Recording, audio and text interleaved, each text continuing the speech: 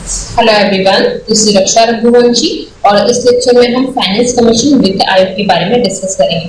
Finance commission वित्त आयोग है क्या, कब इसको गठित किया गया था पहली बार और कितने टाइम में इसको गठित किया जाता है, ये किस आर्टिकल में दे रखा है, ये सब चीजें हम यहाँ पे डिस्कस करने वाले हैं इंडियन पॉलिटी से। इससे पहले हमने जो टॉपिक डिस्कस किया था वो था केंद्र और राज्यों के संबंध, ठीक है, centre state relation. Centre state relation में हमने तीन चीजें पढ़ी। एक तो थे हमारे एडमिनिस्ट्रेटिव रिलेशंस, ठीक है, प्रशासनिक संबंध, ठीक है, क्या थे, प्रशासनिक संबंध, एडमिनिस्ट्रेटिव रिलेशंस। दूसरे हमारे थे विधायी संबंध, लेजिस्लेटिव रिलेशंस, कौन से, विधायी संबंध, ठीक है। और तीसरे हमारे कौन से आते हैं, वित्तीय संबंध, वित्तीय संबंध, ठीक है, वित्तीय संबंध, ठीक है। वित्तीय संबंध मतलब कि फाइनेंशियल रिलेशंस। ये तीन तरह के रिलेशन आते हैं हमारे सेंटर स्टेट के बीच में, केंद्र और राज्य के बीच में। यहाँ पे जो वित्तीय संबंध है उन्हीं से रिलेटेड होता है आपका वित्त आयोग, ठीक है। इसीलिए गठित किया जाता है वित्त आयोग को, जिससे कि ये रिकमेंडेशंस दे सके अपनी, किसको, केंद्र को दे सके कि आपको जो वित्त आया है, जो पैसा आया है, जो टैक्सेस के थ्रू आपने पैसा जीता है, वो पैसा आप किस तरह से राज्य और केंद्र में उसका बंटवारा किस तरह से करें। जो टैक्सेस से पैसा आया है उसका बंटवारा किस तरह से करें, मेन काम होता है वित्त आयोग का ये। तो इसीलिए हम यहाँ पे वित्तीय संबंध के बाद पढ़ते हैं वित्त आयोग फाइनेंस कमीशन, ठीक है। कितने टाइम में इसको गठित किया जाता है, ये सब चीजें भी हम यहाँ पे डिस्कस करने वाले हैं। तो चलिए स्टार्ट करते हैं। सबसे पहले तो वित्त आयोग या फाइनेंस कमीशन है क्या। तो वित्त आयोग जो है वो केंद्र राज्य के वित्तीय संबंधों पर सुझाव देने के लिए, सजेशन देने के लिए हर 5वें साल गठित किया जाता है। मतलब हर 5 साल में गठित किया जाता है केंद्र और राज्यों के वित्तीय संबंधों पर सुझाव देने के लिए, ठीक है। हर 5वें साल गठित किया जाता है। क्लियर हो गया। तो 5 साल में गठित किया जाता है और एक कैसा है, संवैधानिक निकाय है, ठीक है। संवैधानिक निकाय है, क्वासी जुडिशियल बॉडी है, अर्ध न्यायिक निकाय है, ठीक है। संवैधानिक निकाय है, 5 साल में गठित किया जाता है और केंद्र और राज्यों के वित्तीय संबंधों पर सुझाव देने के लिए इसको गठित किया जाता है। क्लियर हो गया, ठीक है, ओके। अब प्रत्येक वित्त आयोग को राज्यों के साथ केंद्रीय करों के बंटवारे के लिए बनाया जाता है। हर वित्त आयोग को किस लिए बनाया जाता है कि केंद्र और राज्यों के बीच में जो पैसा है, केंद्रीय जो कर है, देखिए हमने लास्ट लेक्चर्स में ये देखा कि जो टैक्स है वो केंद्र सरकार उन विषयों पर टैक्स लेती है जो कि केंद्र सूची में आते हैं, संघ सूची में आते हैं, और जो राज्य सरकार है वो उन पर टैक्स जनरेट या टैक्स रेवेन्यू लेती है जो कि जो स्टेट लिस्ट है उसमें जो टॉपिक्स दे रखे उन पर जो राज्य सरकार है वो कर लेती है, ठीक है। तो अब केंद्र सरकार के जो टॉपिक्स देखे थे आपने, उनके पास जो कर होते हैं वो काफी ज्यादा होते हैं, और राज्यों को हमने देखा था कि राज्य किस पर पूरी तरह से पैसों के लिए कुछ पैसा उनके पास होता है जो जनरेट होता है, बाकी काफी डिपेंडेंट होते हैं किसके पास, केंद्र के ऊपर, ठीक है। केंद्र के ऊपर डिपेंड होते हैं, मतलब कि केंद्र के पास जो करों से जो पैसा आया है, जो टैक्सेस से पैसा आया, उसको बांटना है किस किस में, केंद्र और राज्यों में। अब केंद्र और राज्यों में उन्हीं टैक्सेस का, उन्हीं पैसों के बंटवारे के लिए कितना बंटवारा होना चाहिए, इसी के लिए वित्त आयोग का गठन किया जाता है। और कितने साल में किया जाता है, हर 5 साल में किया जाता है। क्लियर है, ठीक है। अब इनके और काम क्या क्या है, राज्यों के साथ केंद्रीय करों का बंटवारा। तो सबसे पहला काम ये तो आपको समझ ही आ गया, राज्यों के साथ केंद्रीय कर जो है उसका बंटवारा करना है। राज्यों को केंद्रीय अनुदानों का वितरण, अनुदान जो मांगते हैं उसका वितरण किस तरह से करना है। पंचायतों और नगर पालिका, पंचायतों के लिए और नगर पालिकाओं के लिए, दोनों के लिए, ठीक है, के संसाधनों के पूरक के लिए राज्यों के वित्त में सुधार करने का उपाय। मतलब कि राज्यों के पास जो पैसा है उसको और मतलब उसको पूरा किया जाए, उसको और ज्यादा पैसा दिया जाए, मतलब कि वित्त जो है पैसा ऑलरेडी जो राज्य के पास है उसमें और पैसा, मतलब कि जो पंचायत और नगर पालिका है उनके लिए पैसा दिया जाए। सिंपल सी बात है, ठीक है। और इसके लिए तो संदर्भित कोई और मामला है, मतलब कि जो फाइनेंस कमीशन को कोई और मामला दिया जाता है पैसे से रिलेटेड, तो वो इनका काम करना है। तो इनको करना क्या क्या है, केंद्रीय करों का बंटवारा करना है, केंद्रीय अनुदान का बंटवारा करना है, वितरण करना है, मतलब कि जो अनुदान दे रही है केंद्र सरकार उसका वितरण करना है राज्यों में। और इसके अलावा जो पंचायत है और नगर पालिका है उनके लिए संसाधन, देखिए पंचायत और नगर पालिका भी हम पढ़ चुके हैं, तो पंचायत और नगर पालिकाओं को अपने संसाधनों के लिए कुछ पैसा चाहिए होगा, और वो पैसा कौन देता है, राज्य सरकार देती है। तो राज्य सरकार के पास इसके लिए पैसा होना चाहिए, तो राज्य सरकार के वित्त में सुधार करने का उपाय, मतलब बेसिकली राज्य सरकार को पैसा दिया जाए इनके लिए, ठीक है, पंचायत और नगर पालिकाओं के लिए, क्योंकि पंचायत और नगर पालिकाओं के लिए पैसा कौन देती है, राज्य सरकार देती है, ठीक है। और राज्य के पास तो पैसा ऑलरेडी बहुत कम होता है, क्लियर है। तो इसीलिए फाइनेंस कमीशन को बनाया जाता है। अब संविधान के वित्तीय प्रावधानों पर विशेषज्ञ समिति ने एक वित्त आयोग की स्थापना की सिफारिश की, ठीक है। जो संविधान के वित्तीय प्रावधान है उन पर एक विशेषज्ञ समिति ने वित्त आयोग की स्थापना की सिफारिश की थी। ठीक है, स्टार्टिंग में इसके लिए आर्टिकल 280 के तहत आर्टिकल 280 वित्त आयोग के गठन और उससे संबंधित प्रक्रिया का वर्णन किया गया है। आर्टिकल 280 में वित्त आयोग का गठन के बारे में बोला गया है और उससे संबंधित जो भी प्रक्रिया है उसका वर्णन किया गया है। ठीक है, क्या प्रक्रिया है वो सब चीजें हम अभी डिस्कस करेंगे। वित्त आयोग के गठन के बारे में कहां पे लिखा गया है? आर्टिकल 280 में, और उससे संबंधित प्रक्रिया के बारे में भी आर्टिकल 280 में लिखा गया है। क्लियर है? वित्त आयोग के विचार को ऑस्ट्रेलिया के सामान्य धन आयोग के मॉडल से अपनाया गया था। ठीक है, ऑस्ट्रेलिया का जो धन आयोग मॉडल है, सामान्य धन आयोग मॉडल, उसी से हमने वित्त आयोग का विचार लिया। ठीक है, जो कि टैक्सेस जो भी पैसा है उसका वितरण करेगा केंद्र और राज्यों के बीच में। ठीक है, अब आर्टिकल 280 के पार्ट्स हैं, सब पार्ट हैं। आर्टिकल 281 पार्ट में क्या लिख रखा है? राष्ट्रपति जो है वो संविधान के प्रारंभ से 2 साल के भीतर, संविधान जैसे बना उसके बाद 2 साल के अंदर और उसके बाद हर 5वें साल, संविधान के प्रारंभ से 2 साल के अंदर, मतलब कि 2 साल के अंदर ये वित्त आयोग का गठन करेगा और उसके बाद हर 5वें साल ये वित्त आयोग का गठन करेगा। ठीक है, हर 5वें साल। क्लियर हो गया? हर 5वें साल की समाप्ति पर या उससे पहले जब भी उनको लगता है वो वित्त आयोग का गठन करेंगे। तो संविधान के प्रारंभ से 2 साल के अंदर इनको करना था और उसके बाद हर 5 साल के खत्म होने पर, हर 5वें साल करेगा 5 साल के खत्म होने पर, या अगर उनको लग रहा है कि पहले भी जरूरत है तो पहले भी वित्त आयोग का गठन कर सकते हैं। क्लियर है? कौन करेगा? राष्ट्रपति करेंगे। क्लियर है? ठीक है, पहले वित्त आयोग का गठन कब हुआ था? 1951 में। ठीक है, 1951 में। ओके, क्लियर है? और रिपोर्ट देने का समय जो उन्होंने पहली रिपोर्ट दी थी वो 1952 में दी थी। ठीक है, 1952, और 1952 से इनका काम कब तक था? 1957 तक। ठीक है, फिर दूसरा जो स्थापना हुई थी वित्त आयोग की वो 1956 में हुई थी। ठीक है, और इनकी जो रिपोर्ट देने का टाइम था वो कब से कब तक था? 1957 में इसका खत्म हो गया। ठीक है, पहले वित्त आयोग का 52 से 57।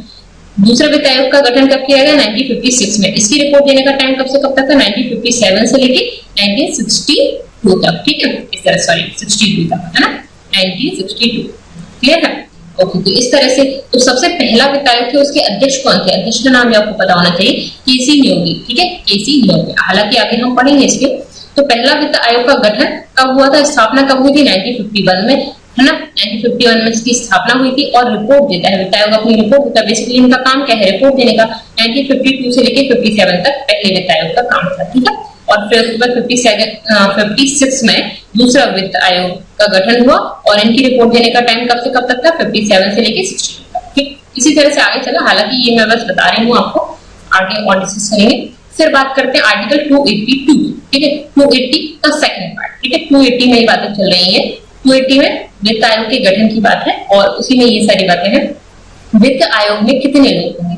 तो वित्त आयोग का गठन कर रहे हैं, कौन कर रहा है? राष्ट्रपति कर रहे हैं। 280 आर्टिकल में दे रखा है। इसमें कितने लोग होने हैं? तो इसमें एक तो अध्यक्ष होंगे, एक चेयरमैन होंगे और 4 अन्य सदस्य होंगे, 4 अदर मेंबर्स होंगे। एक अध्यक्ष और 4 अदर मेंबर्स, मतलब कि 5 लोग होंगे वित्त आयोग में। टोटल कितने लोग होंगे? 5 लोग होंगे। एक अध्यक्ष होंगे और 4 अदर मेंबर्स होंगे, अन्य सदस्य होंगे। ठीक है, इनको कौन नियुक्त करता है? तो राष्ट्रपति नियुक्त करते हैं। कौन नियुक्त करता है? तो इनकी नियुक्ति राष्ट्रपति करते हैं। ठीक है, क्या ये पुनः नियुक्त किए जा सकते हैं? अपना इनका टाइम ड्यूरेशन खत्म हो गया, ठीक है, क्या उसके बाद वापस से नियुक्त किए जा सकते हैं? तो हाँ, फिर से पुनर्नियुक्त किया जा सकता है इनको। ठीक है, ये अर्ध न्यायिक निकाय है। ठीक है, क्वासी जुडिशियल बॉडी है। अर्ध न्यायिक निकाय है, क्वासी जुडिशियल बॉडी है, सलाहकारी निकाय है, मतलब सलाह देती है। ठीक है, सलाहकारी निकाय है और सलाह जो देती है क्या उसको मानना कंपलसरी है? तो नहीं, इनकी जो सलाह है वो बाध्यकारी नहीं है, इनको मानना कंपलसरी नहीं है। ठीक है, तो एक सलाहकारी निकाय है जिसकी सलाह मानना कंपलसरी नहीं है, बाध्यकारी नहीं है इनकी सलाह को मानना। ठीक है, ओके। संसद को विधि बनाकर इन सदस्यों की योग्यता और चयन प्रक्रिया निर्धारित करने की शक्ति है। ये जो सदस्य नियुक्त किए जा रहे हैं, इनकी योग्यताएं और इनकी चयन की प्रोसेस किस तरह से होगी, वो प्रक्रिया क्या होगी, वो कौन बनाता है? तो संसद बनाती है। ठीक है, संसद कानून बनाकर इन सदस्यों की योग्यता और चयन की प्रक्रिया को निर्धारित करती है। क्लियर है? तो अभी हमने क्या देखा? फाइनेंस कमीशन, वित्त आयोग। इसमें कितने मेंबर्स होते हैं? 4 मेंबर्स होते हैं और एक अध्यक्ष होते हैं। ये पुनः नियुक्त किए जा सकते हैं, राष्ट्रपति इनकी नियुक्ति करते हैं। ये अर्ध न्यायिक निकाय है, सलाहकारी निकाय है, जिनकी सलाह मानना बाध्यकारी नहीं है। ठीक है, और संसद इनकी योग्यताओं और चयन प्रक्रिया को निर्धारित करती है। क्लियर है? अब देखते हैं इनकी योग्यताएं। इनकी योग्यताएं क्या होनी चाहिए? तो सबसे पहले तो हम देख लेते हैं अध्यक्ष की योग्यताएं। अध्यक्ष की क्या योग्यताएं होती है? ये लोक कार्य का अनुभव वाला व्यक्ति होना चाहिए, कोई भी व्यक्ति जिसको लोक कार्य का अनुभव है। ठीक है, क्लियर है? ये अध्यक्ष की योग्यता है। अब बाकी सब सदस्यों की योग्यता क्या है? इनकी मिनिमम एज वगैरह कुछ भी नहीं है। ठीक है, इनकी बाकी जो सदस्य हैं उनकी क्या योग्यता होनी चाहिए? जनरली आईएएस ऑफिसर होते हैं। तो 4 अन्य सदस्य जो है उनकी योग्यताएं के बारे में देख लेते हैं, जिनमें उच्च न्यायालय का न्यायाधीश होने की योग्यता हो। इनमें उच्च न्यायालय के न्यायाधीश होने की योग्यता होनी चाहिए। क्लियर है? उच्च न्यायालय का न्यायाधीश बनने के लिए, मतलब हाईकोर्ट के जज के लिए योग्यता क्या होती है? क्या आपको ये पता है? अगर आपको नहीं पता है तो आप मेरा हाईकोर्ट वाला जो लेक्चर है वो आप देख लें। ठीक है, सरकार के वित्त और लेखाओं का विशिष्ट अनुभव होना चाहिए। ठीक है, सरकार का जो वित्त है और उनके लेखा है उनका विशिष्ट अनुभव होना चाहिए, या फिर उसमें वित्तीय मामलों और प्रशासन का व्यापक अनुभव होना चाहिए। जो भी पर्सन को नियुक्त किया जा रहा है, वित्तीय मामले और प्रशासन का अनुभव होना चाहिए, या फिर अर्थशास्त्र का विशिष्ट ज्ञान होना चाहिए। या तो अर्थशास्त्र को जानने वाला हो, या वित्तीय मामला और प्रशासन का अनुभव हो, या वित्त और लेखाओं का अनुभव हो, या फिर हाईकोर्ट का न्यायाधीश बनने की योग्य हो। हाईकोर्ट के जज बनने के लिए किसी भी न्यायालय में हमें किसी भी न्यायालय में, ठीक है, किसी भी न्यायालय में 10 साल की वकालत करनी चाहिए। ठीक है, भारत का नागरिक होना चाहिए, या 10 साल की जज होना चाहिए। ठीक है, क्लियर है? तो ये हाईकोर्ट की जज के लिए होती है क्वालिफिकेशंस। और सुप्रीम कोर्ट के लिए क्या होता है? 5 साल हाईकोर्ट का जज हो और 10 साल हाईकोर्ट में वकालत कर चुके हो, इस तरह का। ठीक है, ओके। अब या फिर, मतलब या बोला है मैंने, दोनों में या बोला, या तो ये हो या ये हो। ओके, ठीक है। अब बात करते हैं आर्टिकल 280 के थर्ड पार्ट की। ठीक है, आर्टिकल 280 का 3, मतलब आर्टिकल 280 चल रहा है अभी। ठीक है, आपसे कोई पूछे कि वित्त आयोग से रिलेटेड आर्टिकल, तो आप बोल देंगे कि आर्टिकल 280। आर्टिकल 281 भी आता है, वो भी हम देखेंगे। ठीक है, आर्टिकल 280 का थर्ड पार्ट में क्या लिखा गया है? इतना डीप में नहीं पूछा जाता, 1 2 3 4 नहीं पूछे जाएंगे कभी। ठीक है, इसी में लिखा गया आर्टिकल 280 में कर्तव्यों का वर्णन किया गया है। अब आपने देख लिया कि वित्त आयोग की जो सदस्य हैं किस तरह से चुने जाएंगे, कितने सदस्य होंगे, कौन चुनेगा, ये सब चीजें हमने देख ली। इनका काम क्या है? बेसिकली इनका काम होता क्या है? तो अनुच्छेद 275 के अधीन भारत की संचित निधि, भारत की संचित निधि 275 के अधीन जो संचित निधि है उससे राज्यों के अनुदान देने की सिफारिश करता है। ठीक है, भारत की संचित निधि से राज्यों को अनुदान देने की सिफारिश कौन करता है? वित्त आयोग। ठीक है, ओके। सुदृढ़ वित्त के हित में राष्ट्रपति द्वारा दिए गए किसी अन्य विषय के संबंध में सिफारिश करता है। ठीक है, मतलब राष्ट्रपति द्वारा कोई भी विषय दिया जाता है वित्त से रिलेटेड, ठीक है, तो उसकी सिफारिश करता है। करों की प्राप्तियों का केंद्र और राज्यों के बीच में वितरण किस प्रकार और किस अनुपात में होना चाहिए, इसकी सिफारिश करता है। मतलब कि जो केंद्र के पास टैक्सेस है, जो पैसा है, उसका जो भी टैक्सेस आए हैं उसका वितरण किस तरह से हो, किस अनुपात में हो, ये चीज कौन डिसाइड करेगा? उसकी सिफारिश कौन करेगा? तो वित्त आयोग करेगा। ठीक है, ये सिफारिश करते हैं, इनकी रिकमेंडेशन जो है वो मानना बाध्यकारी नहीं है, कंपलसरी नहीं है इनकी रिकमेंडेशन को माने। ठीक है, इसके अलावा पंचायतों के संसाधनों को बढ़ाने, संबंधित राज्य की संचित निधि में वृद्धि के लिए आवश्यक कदमों की सिफारिश करते हैं। इसको 73वें संविधान संशोधन द्वारा जोड़ा गया था। ऑब्वियसली जो पंचायतें थी उनको भी हमने 73वें संविधान संशोधन द्वारा जोड़ा गया था। ठीक है, इसीलिए पंचायतों के संसाधनों को बढ़ाने के लिए जो राज्य का संचित निधि है उस संचित निधि में वृद्धि करने के लिए जो भी आवश्यक कदम है वो उठाने की सिफारिश कौन करता है? वित्त आयोग करता है। ऐसे ही जो नगर पालिका है, ठीक है, नगर पालिका के संसाधनों को बढ़ाने के लिए जो भी राज्य है उस राज्य की संचित निधि में वृद्धि करने के लिए आवश्यक कदमों की सिफारिश करना है। ये 74th कॉन्स्टिट्यूशनल अमेंडमेंट एक्ट द्वारा जोड़ा गया था। 73rd द्वारा क्या जोड़ी गई थी? पंचायतें जोड़ी गई थी, तो इसी को भी 73 द्वारा जोड़ दिया गया। 74 ही उसी टाइम पे जोड़ा गया था जिसमें नगर पालिका जोड़ी गई थी, उसमें फिर नगर पालिका के संसाधनों को बढ़ाने के लिए जोड़ दिया गया। ठीक है, तो यहाँ पे इनके काम क्या क्या है, ये वेरी वेरी इंपॉर्टेंट है। कई बार इनके काम ही डिटेल में पूछ लिए जाते हैं, तो 4 ऑप्शन दे दिए, काम पूछ लिया गया, क्या काम इनमें से नहीं है। ठीक है, तो आपको ये पता होना चाहिए। ठीक है, ओके। अब बात करते हैं आर्टिकल 280 के 4 पार्ट। आर्टिकल 280 की बात चल रही है।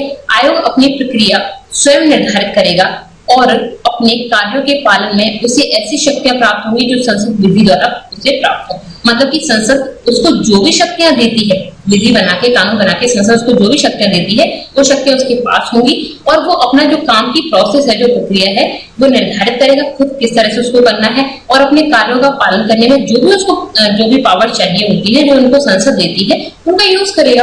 ठीक है, तो यहाँ पे 280 आर्टिकल हमने पूरा पढ़ लिया। ठीक है, अब देखते हैं 281 में क्या लिख रखा है। राष्ट्रपति वित्त आयोग द्वारा दी गई सिफारिश को संसद की दोनों सदनों के समक्ष रखेगा। राष्ट्रपति क्या करते हैं, जो भी इन्होंने सिफारिश दी वो सिफारिश दे दी इन्होंने किसको, राष्ट्रपति को, मतलब जो भी रिकमेंडेशन थी वो एक रिपोर्ट में दे दी। रिपोर्ट जो है वो राष्ट्रपति जो भी वित्त आयोग रिपोर्ट देता है उन रिपोर्ट को संसद के सामने रखता है, संसद की दोनों सदनों के सामने। कौन रखते हैं, राष्ट्रपति रखते हैं। ठीक है, कि जो वित्त आयोग के अध्यक्ष है उन्होंने ये बोला है, अब आप देख लीजिए इसको आपको मानना है या नहीं मानना है, राज्यों को किस तरह से अनुदान देना है, किस तरह से करों का बंटवारा करना है। ठीक है, इनकी इस तरह से रिपोर्ट्स आती है। पहले इस चीज को पूरा पढ़ लेते हैं, फिर यहाँ पे हम वापस आएंगे इस चीज पे। हमने क्या क्या पढ़ा कि हमारा फाइनेंस कमीशन वित्त आयोग होता क्या है, तो हर 5 साल में गठित होता है, एक संवैधानिक निकाय है। ठीक है, काम क्या होता है, केंद्रीय करों का बंटवारा होता है, केंद्रीय अनुदान का वितरण होता है, पंचायत और नगर पालिकाओं के लिए राज्यों के वित्त में वृद्धि होती है। ठीक है, इसके अलावा कोई और मामला जो उसको राष्ट्रपति सौंपते हैं। ठीक है, वित्त आयोग का गठन किस तरह से होगा, उसके गठन की प्रक्रिया, ठीक है, उसका वर्णन 280 में कर रखा है। और आर्टिकल 280 में और क्या दे रखा है, 2 साल के अंदर राष्ट्रपति जो वित्त आयोग है उसका गठन करेंगे और हर 5वें वर्ष की समाप्ति पर इनको क्या करना है, जब भी या फिर उससे पहले भी उनको अगर लगता है राष्ट्रपति को, तो वो वित्त आयोग का गठन करेंगे। ठीक है, उसके अलावा वित्त आयोग में कितने सदस्य होते हैं, तो 4 सदस्य होते हैं और एक अध्यक्ष होते हैं। ठीक है, 5 लोग हो गए टोटल। इसको पुनः नियुक्त किया जा सकता है, जो भी वित्त आयोग का अध्यक्ष बने क्या उनको पुनः नियुक्त किए जा सकते हैं, तो बिल्कुल किए जा सकते हैं। ठीक है, सलाहकारी निकाय होते हैं जिनकी सलाह मानना बाध्यकारी नहीं है, ये जो भी सलाह देते हैं, जो भी रिपोर्ट देते हैं, वो रिपोर्ट राष्ट्रपति कहाँ पे रखते हैं, संसद के दोनों सदनों के पास में रखते हैं। इनकी नियुक्ति कौन करते हैं, राष्ट्रपति करते हैं। संसद इनकी योग्यताएं और जो इनकी जो क्वालिफिकेशन है, जो भी योग्यताएं हैं, उनकी जो चयन की प्रक्रिया है उसको कौन निर्धारित करता है, संसद निर्धारित करती है। ठीक है, इनकी योग्यताएं क्या हो गई, तो लोक कार्य का अनुभव होना चाहिए इसके अध्यक्ष को। बाकी लोग हैं उनमें से या तो हाई कोर्ट के न्यायाधीश बनने की योग्य हो, या वित्त और लेखाओं का अनुभव हो, या फिर वित्तीय मामलों और प्रशासन का अनुभव हो, या फिर अर्थशास्त्र का ज्ञान हो। ठीक है, तो वो पर्सन क्या बन जाएगा, आपका फाइनेंस कमीशन के सदस्यों में नियुक्त कर लिया जाएगा। ठीक है, इसके बाद हम बात करते हैं उनके कर्तव्य क्या है, तो कर्तव्य हम ऑलरेडी पढ़ चुके हैं। ठीक है, सेम वही चीजें हैं, पूरा डिटेल में लिखी गई है। ठीक है, अब यहाँ पे 280 के 4 पार्ट में क्या दे रखा है कि अपनी जो काम है वो काम करेंगे और काम करने के लिए जो भी शक्तियां संसद उनको देती है वो उनका यूज करेंगे। ठीक है, आर्टिकल 281 वेरी वेरी इंपॉर्टेंट, इसमें क्या लिख रखा है कि राष्ट्रपति जो है वो वित्त आयोग द्वारा दी गई सिफारिशों को संसद के दोनों सदनों के सामने रखते हैं। ठीक है, अब हमारे पहले वित्त आयोग के अध्यक्ष कौन थे, केसी न्योगी जी थे। ठीक है, केसी न्योगी जी। और 15वां वित्त आयोग जो अभी चल रहा है इसके अध्यक्ष कौन है, एन के सिंह। ठीक है, एन के सिंह, ये है एन के सिंह।